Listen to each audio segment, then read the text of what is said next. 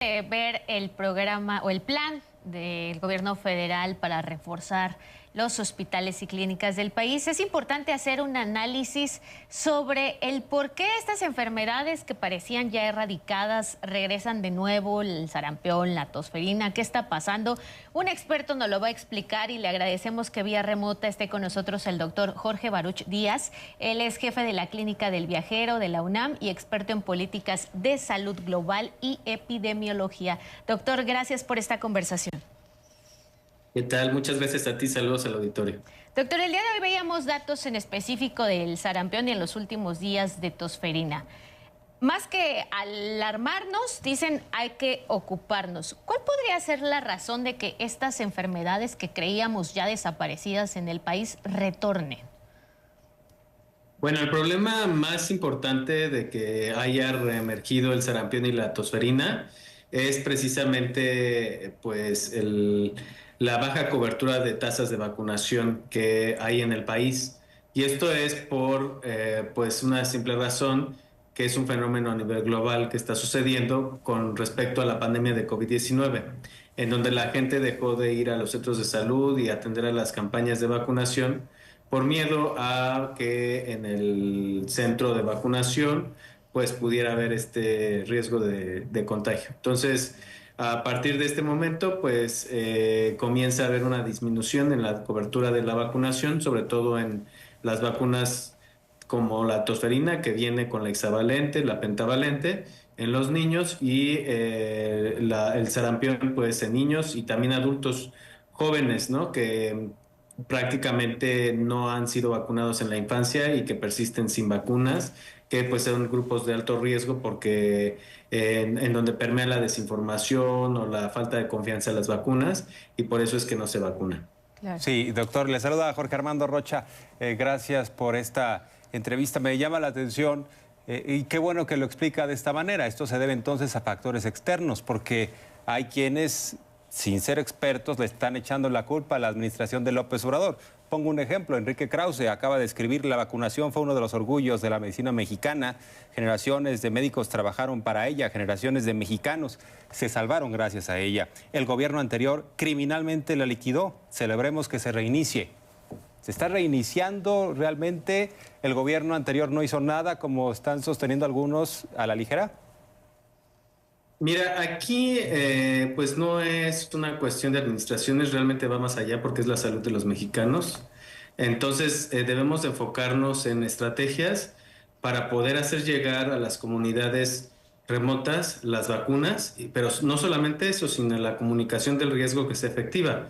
Por ejemplo, en cuanto al sarampión se refiere, la mayor parte de los casos se están concentrando en poblaciones culturalmente históricamente reticentes a la vacunación.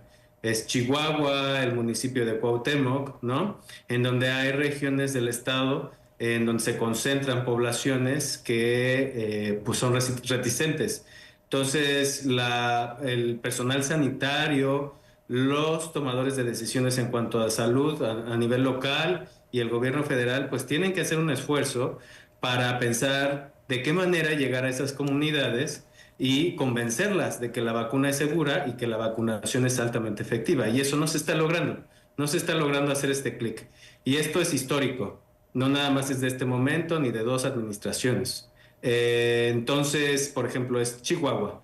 Pero si nosotros nos vamos a otros estados de la República, pues está Oaxaca, está Chiapas, en donde también hay comunidades indígenas que tienen ciertos rasgos culturales y sociales que los vuelven un poco reticentes a la vacunación y que no se está logrando conectar el Estado con la población para poder permear la información y combatir la desinformación. Pero imaginamos entonces, el problema va más allá. Sí, imaginamos que este es un proceso internacional, ¿no? Porque tampoco el gobierno nos puede hacer manita de puerco para que nos vacunen de a fuerza, ¿no? Y creo que esto sucede, por ejemplo, en Estados Unidos.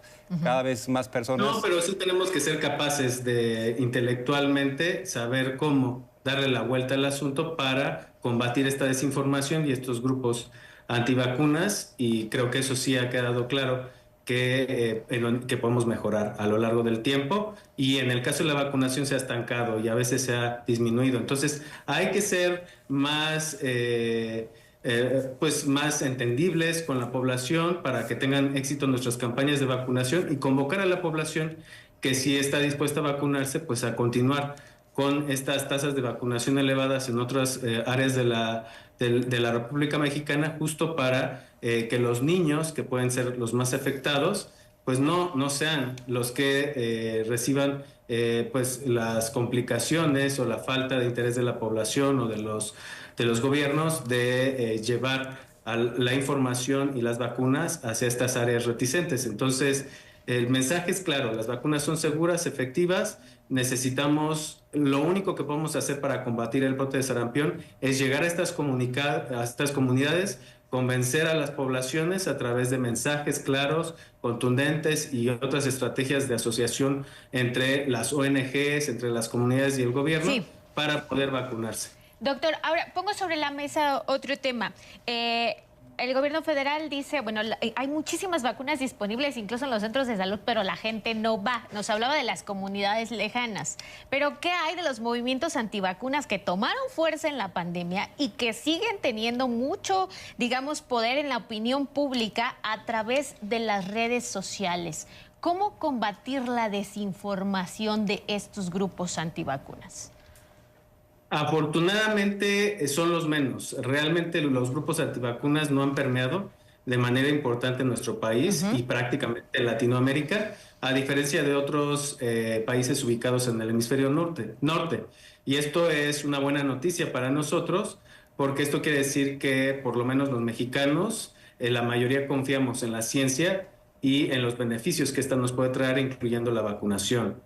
Entonces, pues, ¿cómo combatimos la desinformación? Uno es haciendo llegar a la población pues mensajes en sus idiomas, en su lengua, en sus dialectos, los profesionales de la salud, tomadores de decisiones en cuanto a salud se refiere, yendo a las comunidades y entendiendo la problemática desde la comunidad de cómo pues estructurar estrategias que sean sensibles a las necesidades de la población local, ¿no? Porque pues ya vemos que las campañas nacionales de vacunación, la cartilla nacional de vacunación sí ha servido en el caso mexicano para elevar las tasas de vacunación, pero nos faltan esas pequeñas proporciones, estos puntos porcentuales ya cercanos al 100%, que tenemos que ser más específicos en qué tipo de estrategias pues nos ayudarán a combatir y alcanzar cada vez más el... Creo que... Doctor, pues muchas gracias por la entrevista. Muchas gracias a ustedes y saludos al auditorio. Muchas gracias. Igualmente.